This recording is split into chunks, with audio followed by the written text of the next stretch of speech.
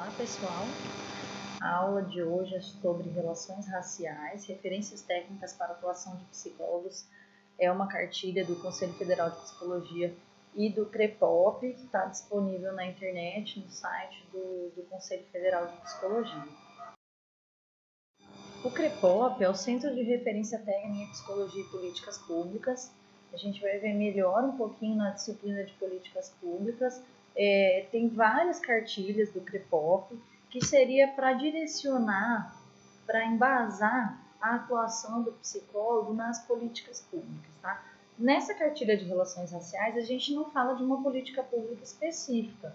É um tema transversal. O que isso significa? Que a gente vai trabalhar com essa temática nas várias políticas públicas e não só nas políticas públicas, como na clínica, na psicologia organizacional, a gente vai encontrar essa temática, tá? Porém, nas políticas públicas, talvez a gente possa falar um pouco mais sobre o assunto.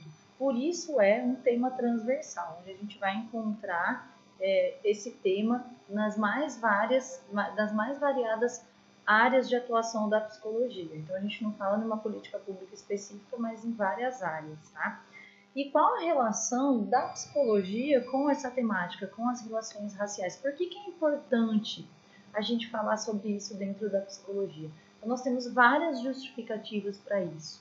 Então, a gente pode começar falando sobre, dentro da psicologia, gente, quantos psicólogos, quantos estudantes negros nós temos? Então, nós temos uma minoria negra e uma maioria branca, o que pode dificultar o olhar desses estudantes e desses psicólogos e psicólogas para o sofrimento em relação às questões raciais, tá? Então, esse é um dos motivos, a gente precisa falar muito sobre isso ainda, tem sido mais falado, mas a gente precisa falar mais ainda, tá? Em segundo lugar, se a gente pegar aí o Código de Ética da Psicologia, a gente vai ver que em vários aspectos aparecem que uma das nossas funções é justamente conter essa discriminação. Onde tem uma pessoa explorada, a gente vai trabalhar para que aquilo se acabe, se minimize, a gente vai trabalhar para que isso não aconteça. Então, se vocês olharem lá no Código de Ética da Psicologia, a gente vai encontrar também esse aspecto. E aí a democracia brasileira. Então, hoje nós falamos de um Estado que é democrático, ou seja, é de todo mundo. O acesso deve ser para todo mundo. Será que na prática isso realmente acontece? Tá? Então, será que na prática a gente consegue perceber que muitas vezes aquela pessoa chega no próprio consultório, na clínica de psicologia, com demandas que têm a ver com uma questão racial? Tá? Será que a gente consegue fazer essa relação? Porque a psicologia ficou, como vocês já sabem, durante tanto tempo na neutralidade, porque afinal foi uma disciplina, uma profissão construída dentro de uma aparente neutralidade, tá? Que não dava importância para esses aspectos. Então, será que quando a gente está lá no consultório ou quando a gente está no serviço das políticas públicas, a gente consegue perceber que aquele sofrimento está relacionado às questões raciais ou a gente individualiza isso? Né? A gente coloca como um problema da pessoa, como um problema que não tem a ver com o social, que não tem a ver com essas questões raciais. Então, a gente vai ver também um pouquinho melhor sobre isso.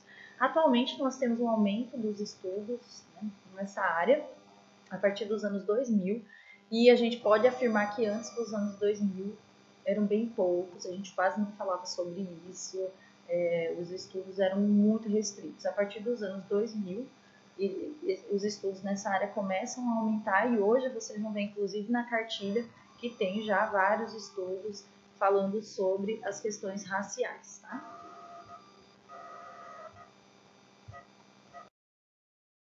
E o que é o racismo? Então, eu vou começar falando para vocês que o racismo trata-se de uma estratégia de dominação que estrutura a nação e cada um de nós e é pautada na presunção de que existem raças superiores e inferiores.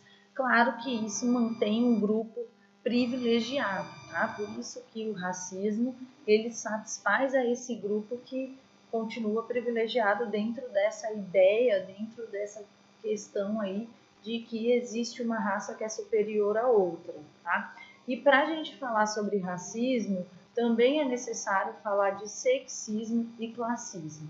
O que significa o sexismo?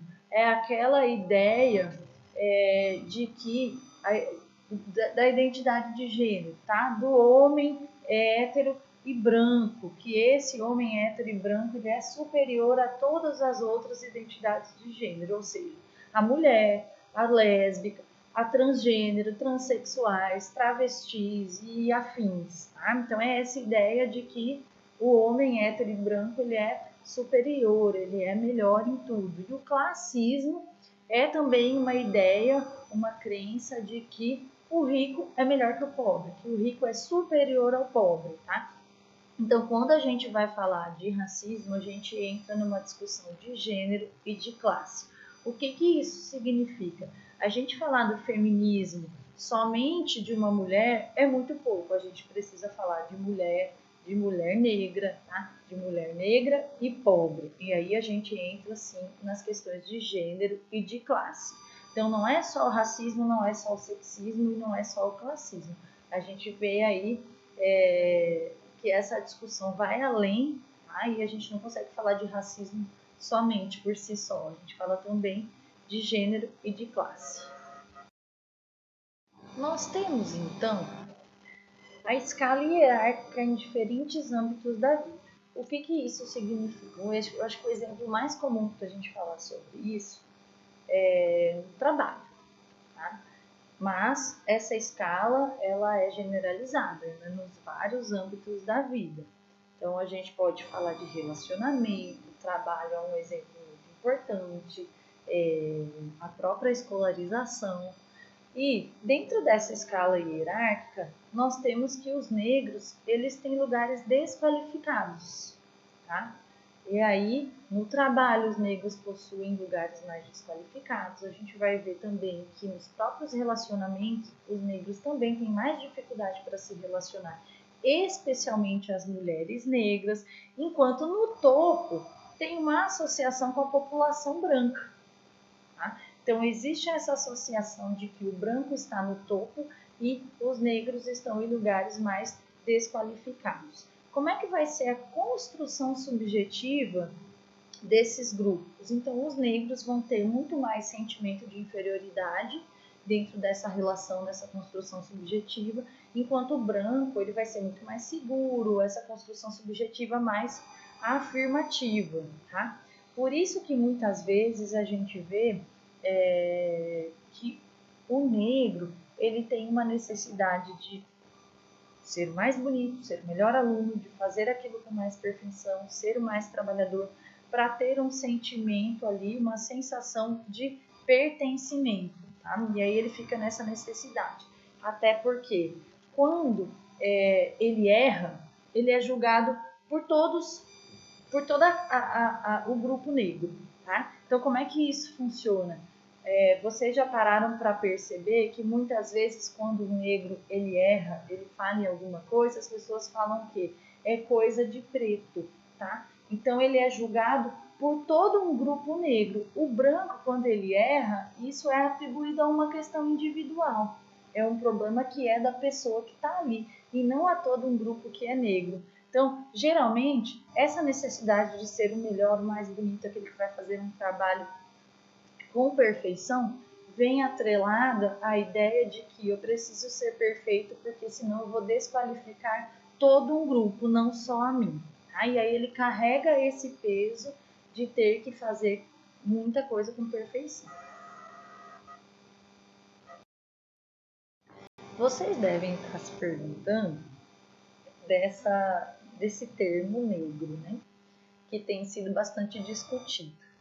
O termo negro, ele inclui pretos e pardos. Ok.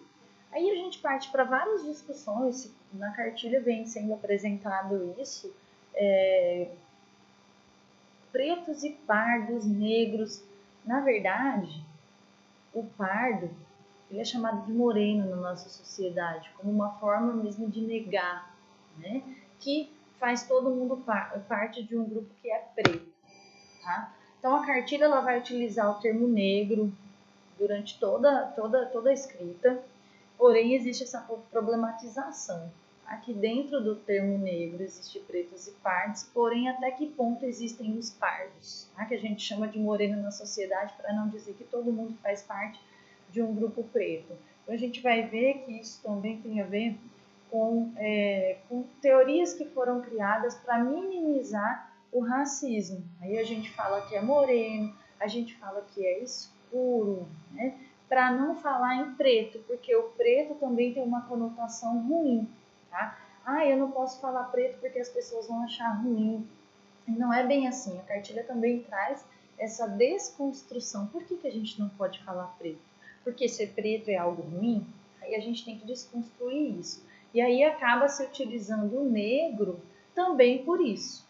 Porque o preto pode parecer muito pesado, né, na sociedade que é racista. Mas a gente precisa desconstruir justamente essa ideia. Por que não utilizar o termo preto? Então, a cartilha utiliza o negro, incluindo pretos e pardos, mas existe essa problematização. Por que não preto e por que pardo? Na verdade, todo mundo é preto. O pardo é só uma maneira de... É como se a gente fosse ramificar o preto. Tá? E aí a gente parte para um racismo, sim. E aí... Como é que o negro é visto na nossa sociedade? Tanto o negro quanto o homem negro, quanto a mulher negra. Tem muita relação com a sexualidade, hipersexualização das pessoas negras e negros, tá? Que é um estereótipo que aprisiona o negro, como se ele só servisse para aquilo, tá? E aí uma representação hegemônica enganosamente positiva. A gente tem a ideia, a gente tem uma representação de que isso é bom, de que associar esse estereótipo do homem e da mulher com uma hipersexualização é bom. E isso tem muito a ver com o período da escravidão, tá? As mulheres negras, como é que elas eram enxergadas? Elas eram vistas pelos senhores como um objeto sexual, hipersexualização mesmo.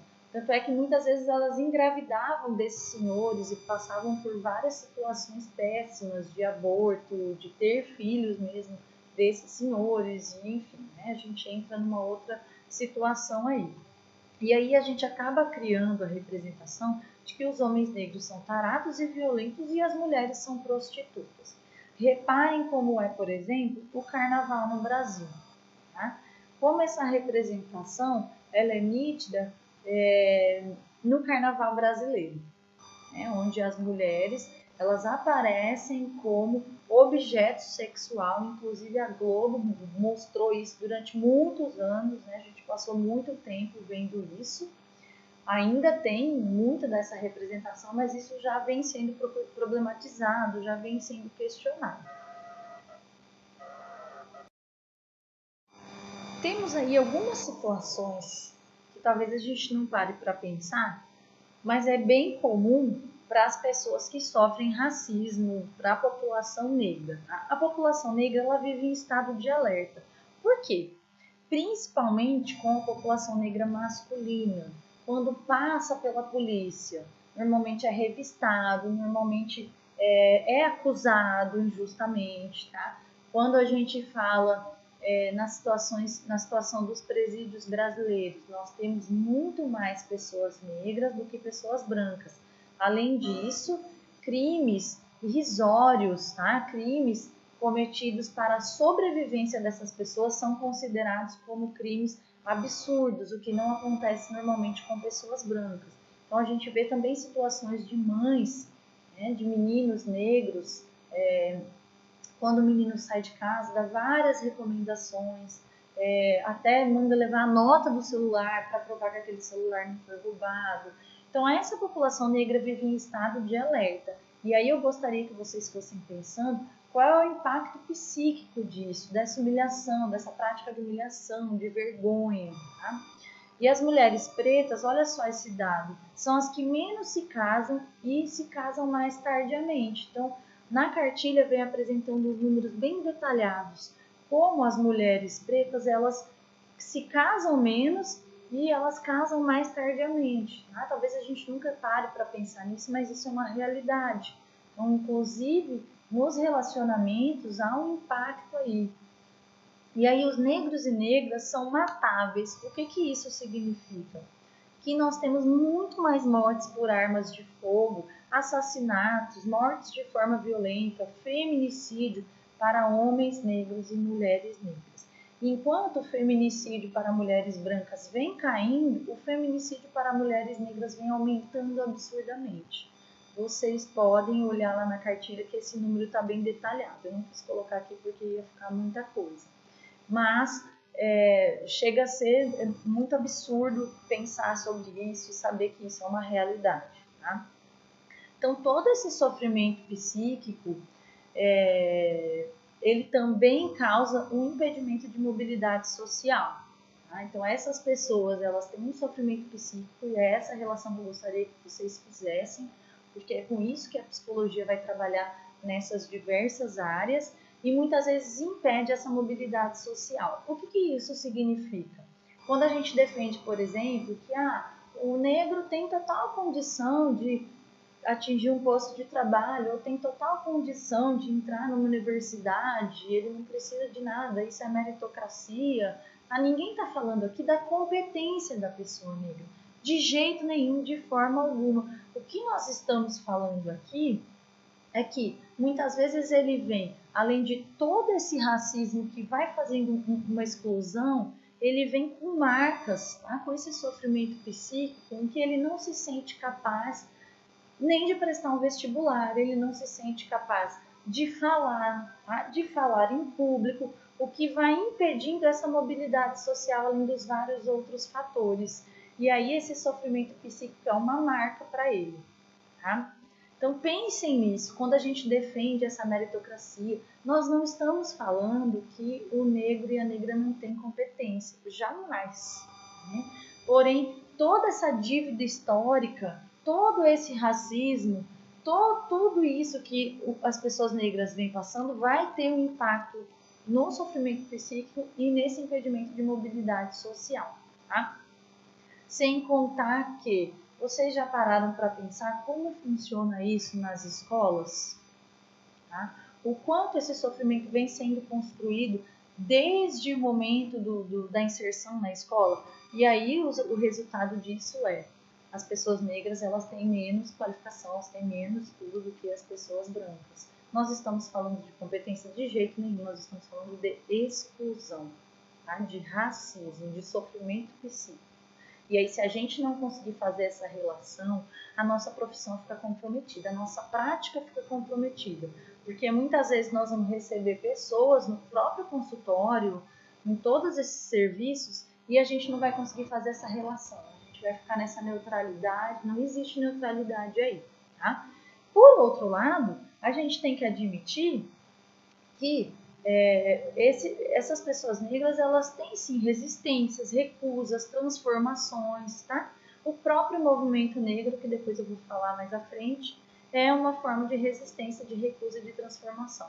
Hoje a gente vê muito mais essas transformações, esses movimentos para aceitação e para acabar com esse branqueamento mesmo. Tá?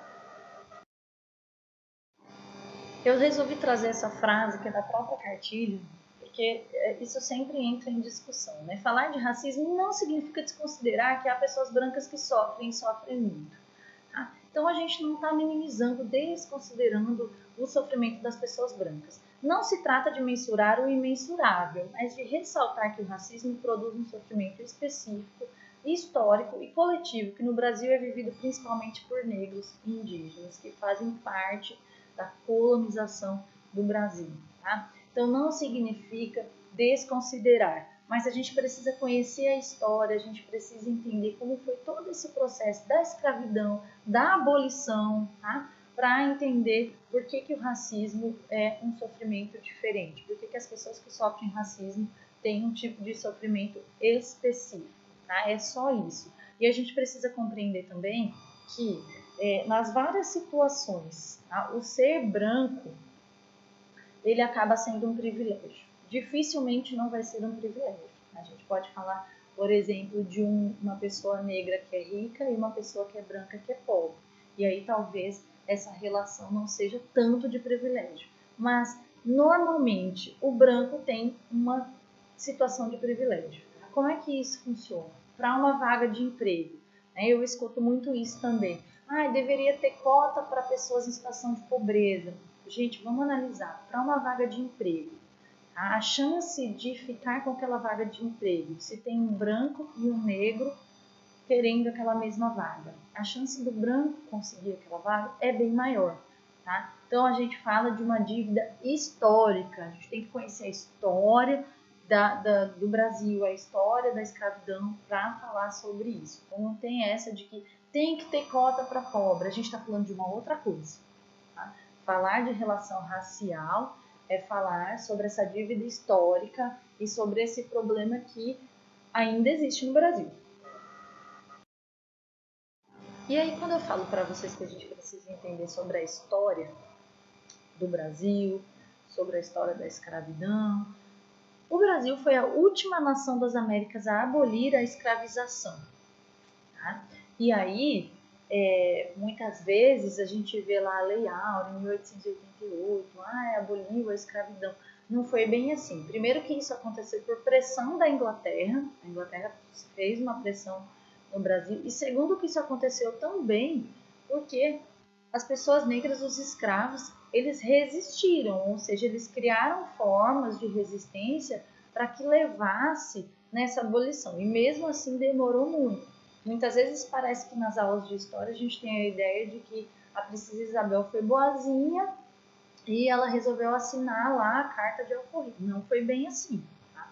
Teve todo um movimento de pressão, tanto por parte da Inglaterra, quanto por parte dos próprios escravos para que isso acontecesse. Então, as formas de resistência, elas existiram. Os escravos não foram passivos, não. Tá? E também teve um temor de que o povo negro dominasse as terras brasileiras. Eu já tinha tido a experiência do Haiti, tá? Que foi uma experiência que os próprios escravos fizeram essa abolição, independência, os próprios escravos dominaram as terras e eles ficaram com medo aqui no Brasil. Então, eles começaram a criar algumas formas aí para que isso não acontecesse. E para que eles ficassem seguros de que os negros seriam rebaixados, eles importaram. A elite importou teorias racistas, tá? Para que esses negros continuassem rebaixados. E junto com essa importação de teorias racistas, a imigração maciça de brancos europeus.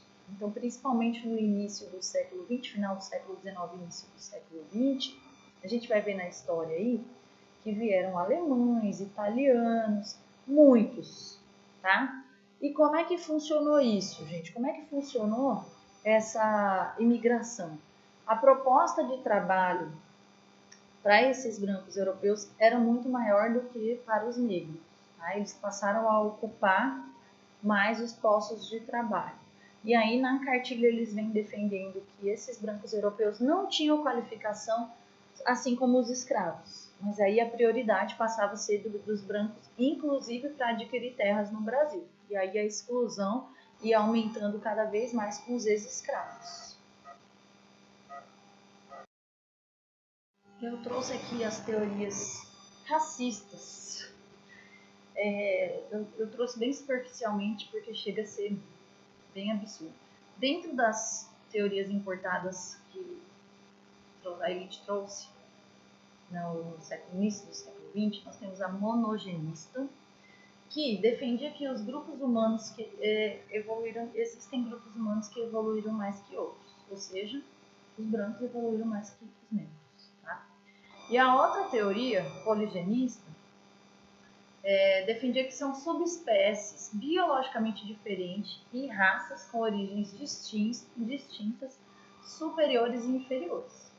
Tá? Então, continua defendendo que o branco é uma raça inferior.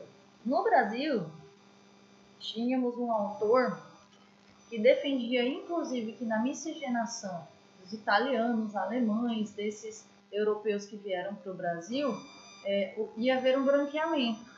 Ou seja, nessa miscigenação, como os brancos são raça superior, iria ficar só brancos no Brasil.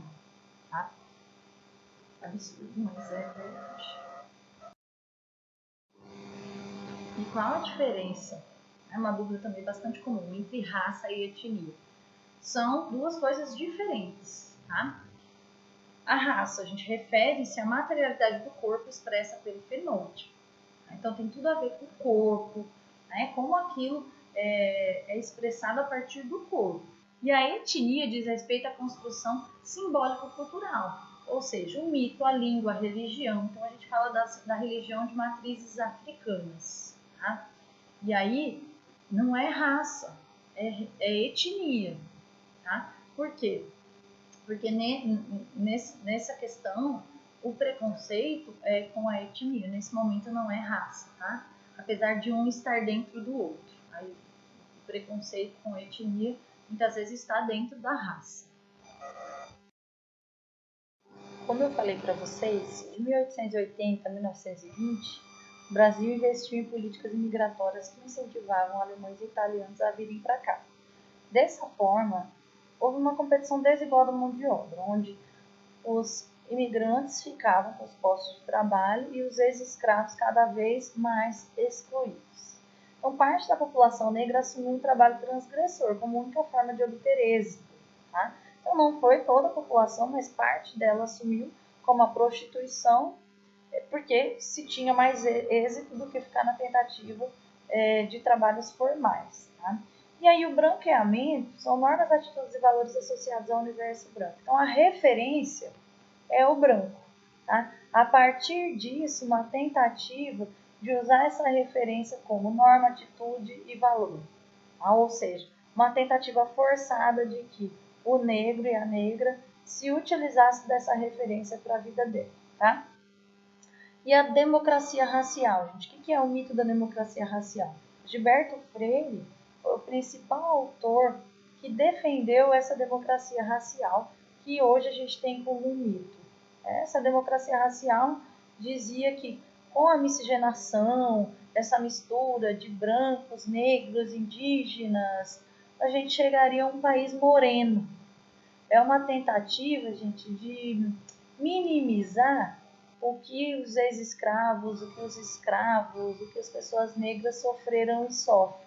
Inclusive, passa uma ideia romantizada de tudo o que aconteceu, tá? Dessa abolição dos escravos como se fosse dada, né? Foram bonzinhos e deram essa abolição. Então, passa toda essa ideia mais romantizada e de que nós já chegamos a uma democracia racial, num país onde há morenos, né? Ele defendia que da década de 90 ia existir morenos e não ia mais existir nada de sofrimento de racismo. Trago 3 formas de racismo aqui para vocês. Primeiro é o racismo institucional. E aí eu falo de alguns exemplos, que são quando os negros eles aparecem em minoria ou não aparecem em cargos de poder formal, como na política, tá? Quando políticas de saúde, serviços de saúde não contemplam as pessoas negras, ou seja, doenças específicas da população negra, seja por uma questão de raça mesmo, ou seja por uma questão de menor acesso às políticas públicas e por isso desenvolve doenças mais específicas, seja na educação, tá? Quando, por exemplo, a gente vê a história do Brasil sendo passada, mas omitindo alguns fatos, quando romantiza, quando omite alguns fatos, quando não coloca a cultura dos afrodescendentes e política de ensino superior, quando a gente vê muito menos pessoas negras no ensino superior do que pessoas brancas. Como é que a gente explica isso, sendo que a população do Brasil é majoritariamente negra, né? Como é que a gente explica isso, certo? E o racismo interpessoal e intersubjetivo, que é aquele racismo mesmo de uma pessoa com outra, uma relação de descrédito e humilhação. Então, negligência do racismo por parte dos psicólogos. Eu coloquei isso porque eu acho muito importante. Quando a gente negligencia, né, a pessoa chega em sofrimento para a gente não consegue fazer essa relação, não consegue ou não faz essa relação com o racismo. Então, profissionais em cargos de chefia que exigem que profissionais negros devam prender o cabelo, mas a função realizada não existe cabelo preso. Ou todas as outras pessoas podem ir de cabelo solto, porém aquela pessoa negra, mulher, né, principalmente negra, tem que ir de cabelo preso. A gente tem visto isso, né? Isso é um racismo interpessoal ou intersubjetivo. Ou quando o chefe é negro e o funcionário diz respeito a ele utilizando formas de racismo, tá? E aí o racismo pessoal ou internalizado, que são as marcas daqueles que sofrem com o racismo, todo aquele sofrimento psíquico ou material mesmo que essas pessoas sofrem por conta do racismo, que muitas vezes é internalizado, a baixa autoestima, inferioridade e até mesmo material mesmo. Quais são os efeitos psicossociais do racismo?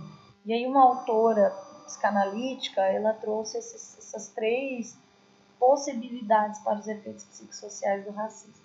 O primeiro, que vamos dizer é aquele melhor e mais aceitável, é o crescimento e questionamento. Quando a pessoa ela se vê dentro de um corpo negro, ela se identifica com essa cultura, ela se identifica como negra, ela consegue perceber o racismo, ela consegue perceber o sofrimento e ela se utiliza disso para crescimento e questionamento, para participar de movimentos, né, para defender uma causa, ou seja, menos racismo, ela se utiliza disso como uma forma de enfrentamento a essas questões. Tá? A segunda forma são os mecanismos de defesa, que pode ser negação ou identificação com o agressor. Tá? Na negação, e é muito comum isso, a gente vê as pessoas que elas, como se elas não percebessem essas formas de racismo, ou elas se identificassem com esse agressor, tá? Fizessem uma forma de identificação com esse agressor. Muitas vezes isso acontece, gente, da seguinte forma: vocês vão ver pessoas negras que não têm contato, não namoram, não têm amigos negros, eles normalmente se relacionam com pessoas brancas, que é justamente para não se deparar com esse racismo. Tá? Então ele usa de uma negação mesmo. E aí o dilaceramento psíquico é o último. É quando aquela pessoa realmente fica arrasada, com marcas profundas e que ela precisa de um tratamento. Seja ele clínico, seja por meio de grupos, políticas públicas, mas que aquela pessoa vai precisar de um tratamento para superar todas as marcas desse dilaceramento psíquico do racismo. Cabe a nós identificar isso. Por último, eu falo do movimento negro, que sofreu repressão aí no período da ditadura, e nos anos 90 que começa a tomar mais força, e a conquista maior foi de políticas de promoção de igualdade, que a gente vê como principal impacto as cotas nas universidades públicas, tá? E aí é uma outra discussão. Lógico que o movimento negro não é só isso, o movimento negro é muito mais, tá? O movimento negro, ele visa mesmo a superação da desigualdade. Eu trouxe as cotas porque é o mais conhecido da gente, que eu acho que é o que dá mais polêmica, né? O que a sociedade debate sempre. E as cotas, elas são necessárias justamente por toda essa história, por uma dívida histórica, porque ainda não há inclusão, não é duvidar de competência. Os estudos apontam que não há queda na qualidade do ensino e somente benefícios nessa estratégia de inclusão. Tá? É necessário por vários motivos, todos esses que a gente viu aí na cartilha. Talvez um dia a gente possa dizer que não mais, ou agora não é mais necessário, mas ainda é bastante necessário.